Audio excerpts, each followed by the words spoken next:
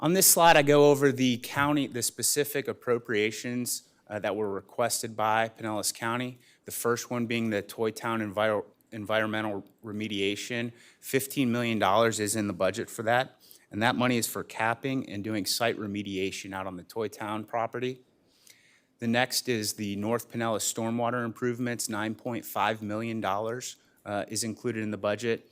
Those are specifically stormwater treatment and capacity projects in the Ozona and Crystal Beach communities, and these are gonna really help improve water quality in the St. Joseph Sound area. These projects were specifically pulled from stormwater management plan back in 2019, as well as a watershed master plan in 2019.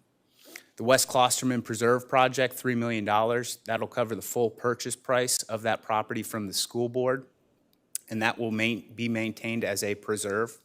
And finally, the High Point Community Park, you're very familiar with that. I would like to note that if this money does survive the governor's veto pen, this will make this project a extremely unique partnership where we're using ARPA dollars, so federal funds, Penny for Pinellas funds, state funds, the school board's providing the land, and the city of Largo will operate and maintain that.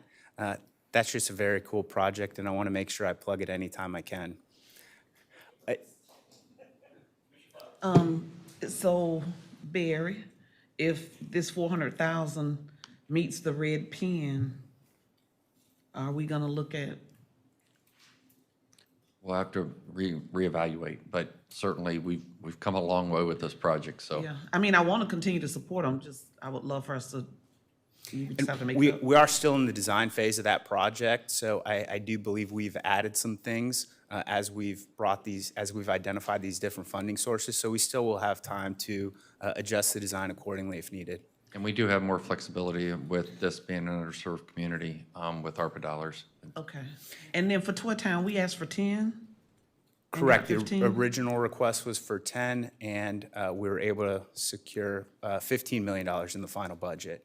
I would note these are all subject to the governor's approval. He has not been presented with the budget yet, but it will be before July 1. So And that was a last-minute discussion with the speaker. Actually, when I stepped out of the last commission meeting right when they were in session, you know, and because he recognizes it's going to be far greater than $15 million for the cap, and try to make that project a reality. And you're going to get an engineering report coming up to you in a few months that'll further discuss that project. Yeah, that one is, and there was an article, we talked a little bit about this yesterday at the TDC, and there was an article in one of the online publications that made it look like the rec center was being built today, I think.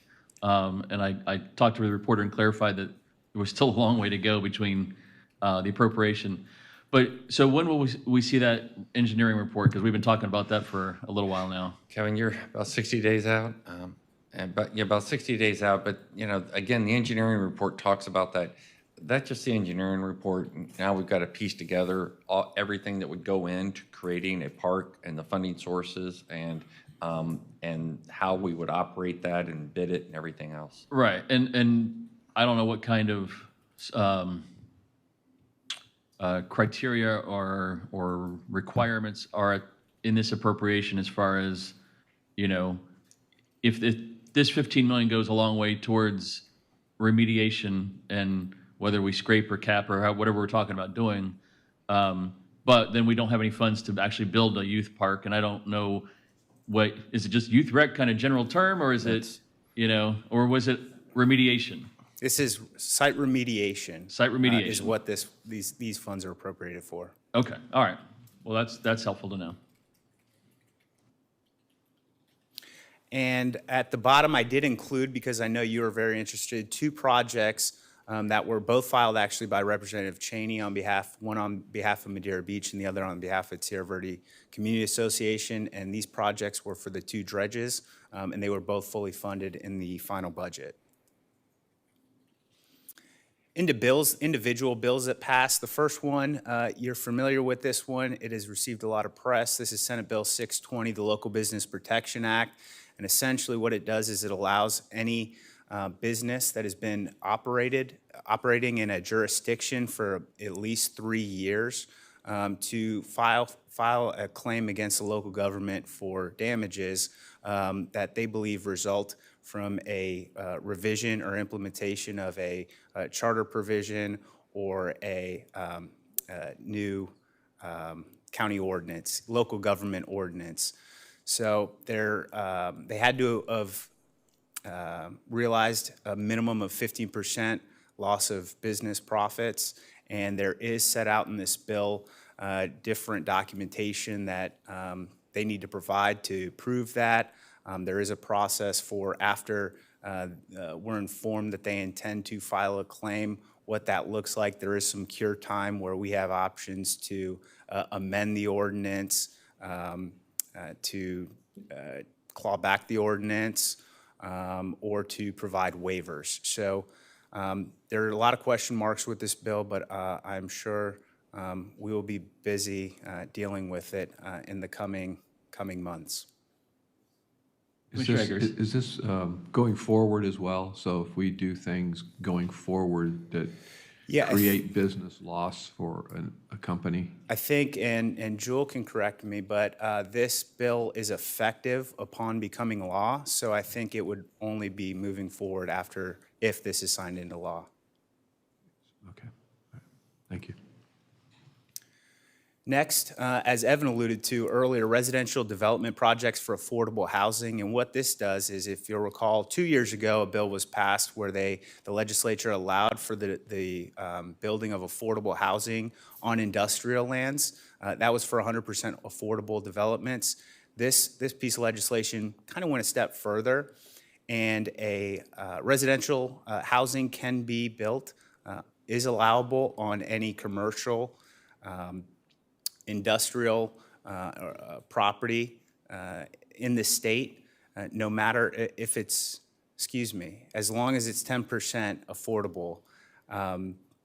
What does this mean here in Pinellas County? That's really what I wanted to touch on here.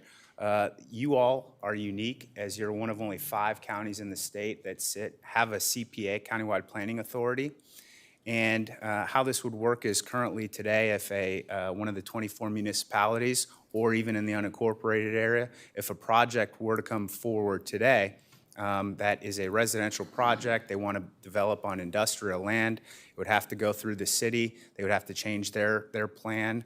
They would then go to Ford Pinellas. Ford Pinellas would make a recommendation. It would then come to you sitting as the Countywide Planning Authority, and you would have to approve that. This bill says that no longer needs to occur. It's up to the discretion of the local government, but which is good that it's discretionary. However, you are one of 5 counties where it takes that, it essentially circumvents that Countywide Planning Authority process in these cases. Commissioner Gerard. So the bill says that we may approve them, but may we also not approve them? Correct. However, you don't have a choice now sitting as a Countywide Planning Authority. So a city, or if it's if the development's in the unincorporated community, you may or may not approve that development.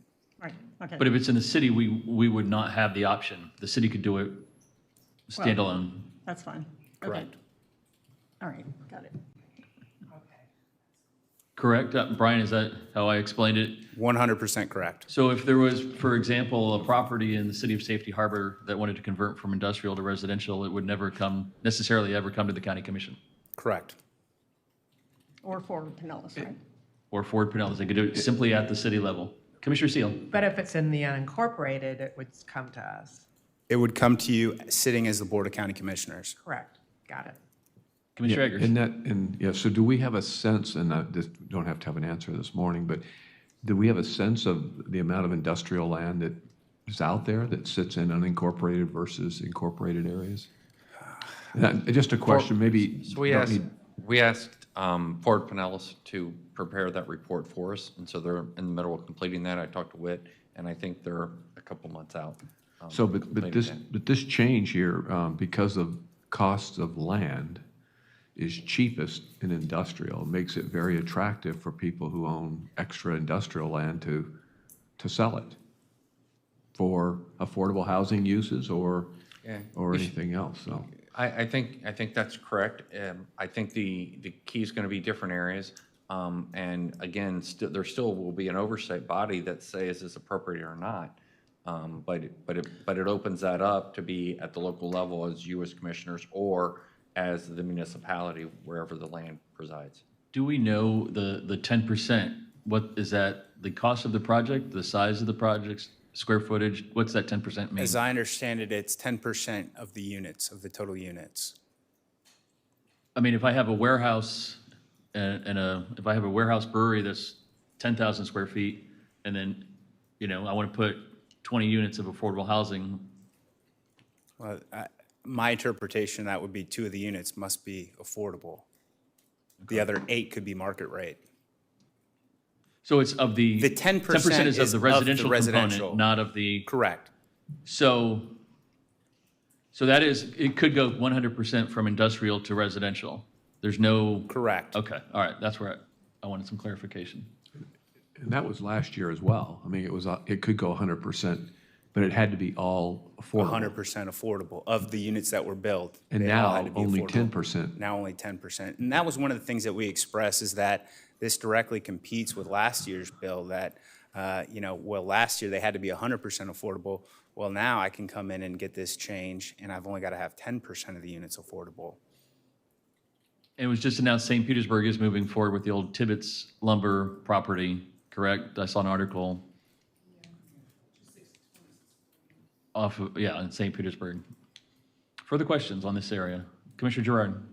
So you could also do it in any residential parcel, right? Yes. So it doesn't matter how it's zoned or what the density is. Well, I guess you would still have to you'd still have to have those zoning and setbacks and all that crap on there. For the cities would have. to Correct. do And it. I think Well, the yeah, main. we the- have them too, but land use in terms of units per acre and all that. I'll tell you, the focus of this was every city and the county, we've got our comprehensive plans, Right. and that's really what dictates what can go there. So this is essentially, it was intended to be a fast track, so now you don't have to, if one of these come forward, you don't have to amend your comprehensive plan. A city doesn't have Yeah, to I get amend their that. comprehensive plan, they can just go in. So as far as different setbacks and those sort of things, I'm not sure if those still would apply or how that works out, but we'll work with staff to make sure we provide those responses. I will also note one last provision in here that I did not include is that if they want to take advantage of this, they have to forego their right to go after the state sale 9% tax credits. And not to get completely in the weeds on this, but because it hasn't been signed yet, and we'll see how it's implemented. To approve mixed use, that part was so does it have to be a mixed use residential, or can it be a 100% residential? It can be 100% residential. It started out as mixed use, and as it worked through the process, it ended at residential. Okay. And there was it last year, or that there was a dramatic expansion to the cottage laws as far as the type of businesses that folks could do